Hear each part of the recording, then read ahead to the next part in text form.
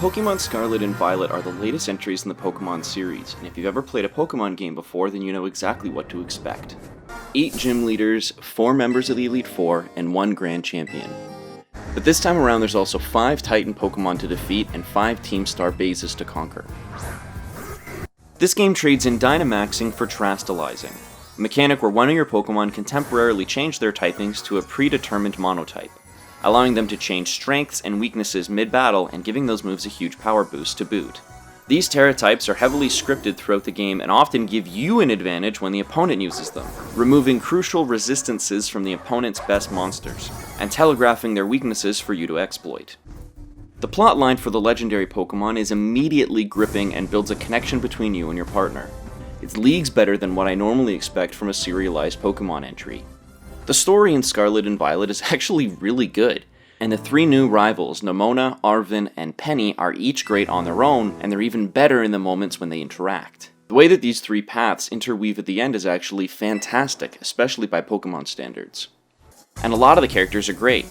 I really enjoyed the Ghost Gym in particular, and the Elite Four members as a whole are really great and memorable. And I was pleasantly surprised that the game actually presents meaningful challenges towards the end of the core story. But unfortunately, before players can get that far, the first thing most people are going to notice about this game is that the graphics are subpar and the frame rate is abysmal. I wish I was exaggerating, but it's actually quite disappointing. There are frequent and noticeable processing issues, frame rate drops and jitters, wonky animations, short render distances, pop-in issues, and jumpy visual transitions. Pokémon clip into the ground. Camera angles clip underneath the floor, entering the attack menu can toggle environmental lighting, and the environments overall just look kinda melty.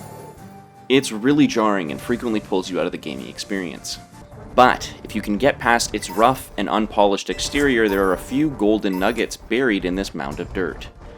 The experience of traveling in the overworld, being able to sneak and crouch, sending Pokémon to auto battle, collecting crafting materials from fallen Pokémon, and getting a free turn by sneaking up on them, are all welcome additions here.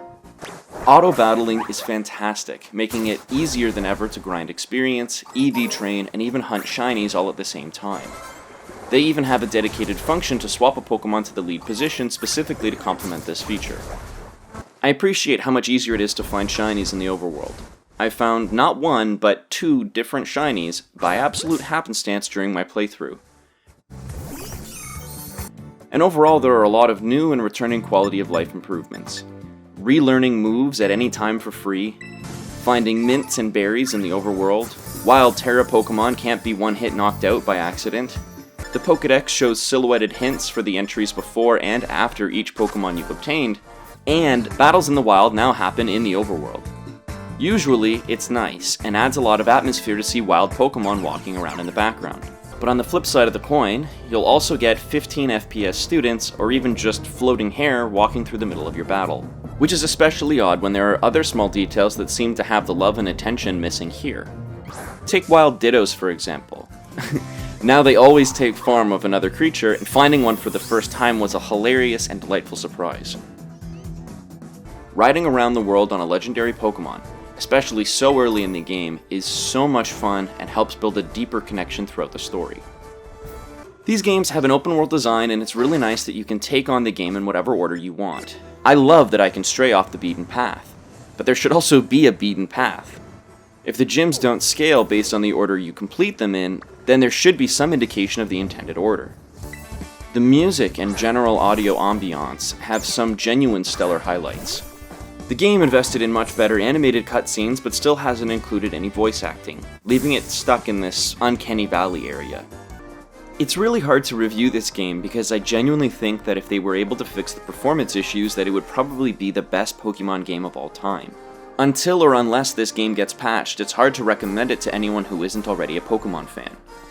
I feel like this scene visually explains how I feel about Pokémon Scarlet and Violet as a whole. There's a jewel that I'm trying to collect, a treasure that I'm trying to obtain, but the game is so busy tripping me that I can't get to it. Playing through Pokémon Scarlet and Violet for me, as a longtime Pokémon fanatic, feels like watching my favorite movie rerun on TV, except every few seconds it's skipping and stopping. It's like hearing my favorite song on the radio, but the radio is so staticky it keeps cutting in and out and getting mangled. Pokémon is by no means the best video game series, but from a purely human perspective, it's probably my favorite. And it's hard to describe how it feels seeing something you care about so much just have such an utter lack of polish. Sometimes it's better just to leave the radio on mute. In the future, I'll be releasing a much more in-depth critique of Pokémon Scarlet and Violet, so please subscribe and stay tuned for that. Thank you so much for watching, and I'll see you again in the next video.